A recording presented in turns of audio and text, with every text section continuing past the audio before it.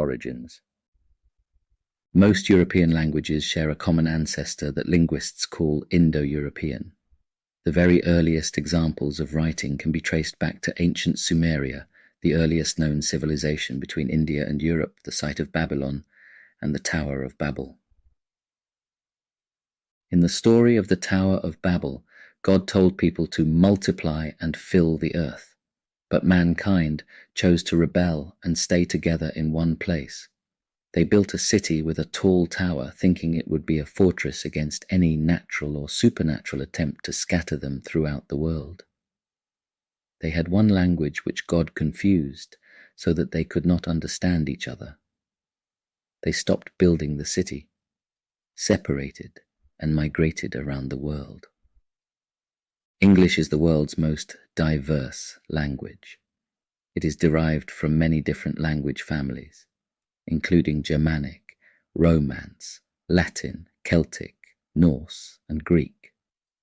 English has also adopted words from languages all over the world, such as safari from Swahili.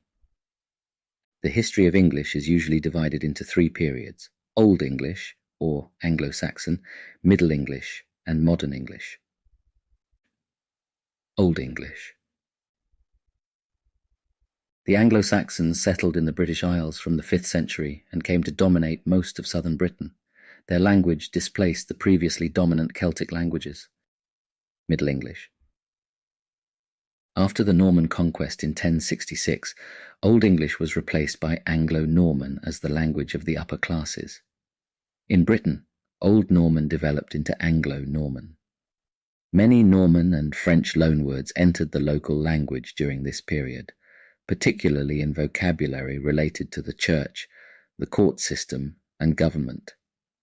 Middle English was spoken until the late 15th century. Modern English.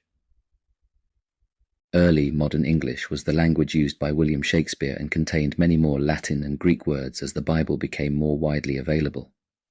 The modern English we use today began to emerge in the late 17th century. Lingua franca.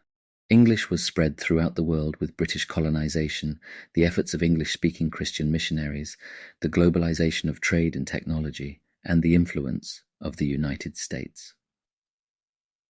In the second half of the 20th century, English became the global lingua franca, the common language for business and the exchange of scientific and technological information.